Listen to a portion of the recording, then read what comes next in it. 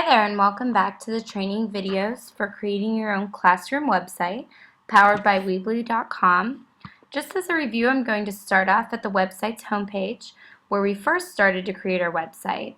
And because we've already created our own username and password, I'm going to click in the top right hand corner here where it says login. And I'm just going to go ahead and enter my username and password that I previously signed up with.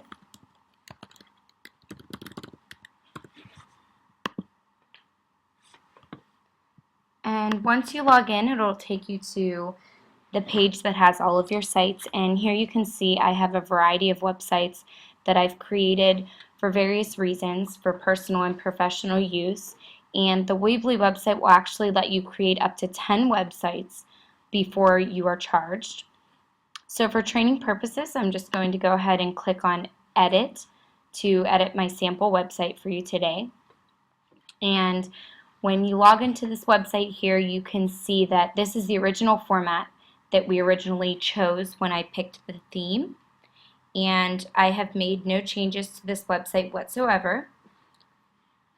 On the left-hand bar here, you're going to see some of the different features and options that you have throughout the website. And you can see that they are labeled. Under the basic, you're going to see some of the different text features and the photograph or image features that you can import into your site. Structure focuses more on the look of your website, so you have some dividers.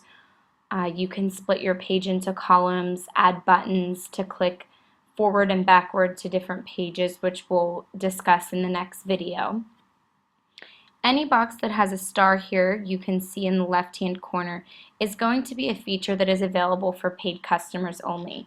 So you will need to stay away from any of the boxes here that have a star unless you're interested in upgrading to the Pro version.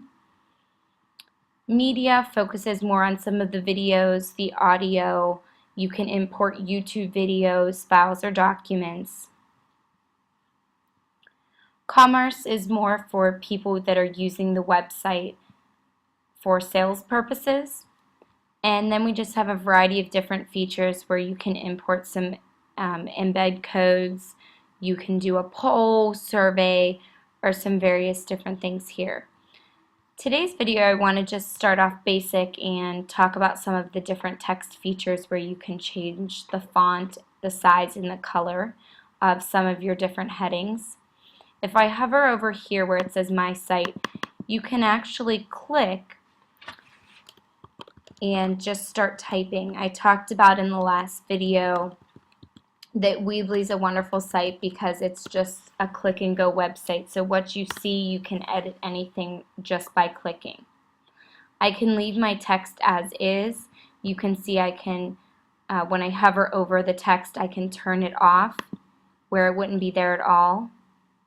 If I hover over again, I can get my text back, or I could choose a logo, which is just importing an image from your computer if you'd like to have a logo instead of a heading.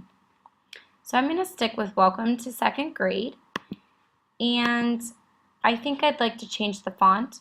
So if you take a look up here at the top, instead of building my website, I want to go to more of the design features.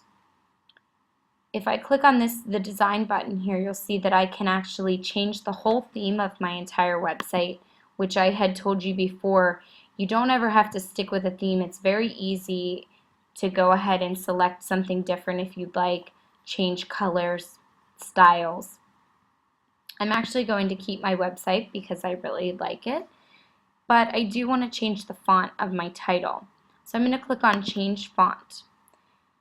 Now, one thing that's really nice is not only do they break it up by subgroups, but if you click or if you hover over, so for example, I'm hovering over the site title, you can see that my site title, the Welcome to Second Grade, is outlined in a box. That means I know that if I click here, that is the text that is going to change.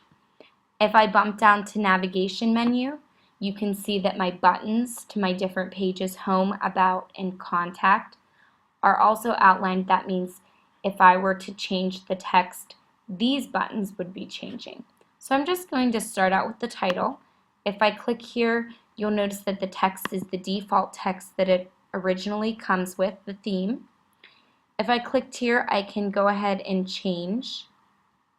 They have a nice variety of formats and fonts here for you to choose from. And for the purpose of training, I'm just going to go ahead and pick one of them.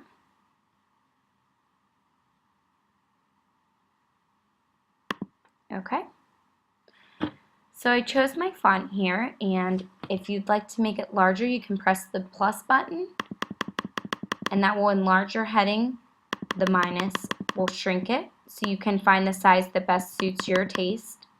If I'd like to make it a fun and interesting color, for whatever reason, you have a variety of colors here that you can choose from to change the font color. And then when you've found something that you've liked, you just go ahead and go back to the regular menu, and you can decide if you want to change any of the other format options. If I would like to, for example, change my button font, I can go ahead and just select a font. I can make it larger or smaller.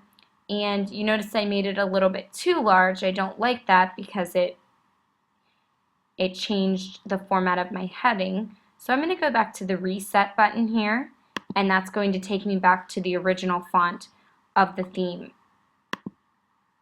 And I'll try that again, maybe not so big this time. And again, you'll see what you see is what you get. So there's not an option to change the color for the button navigation.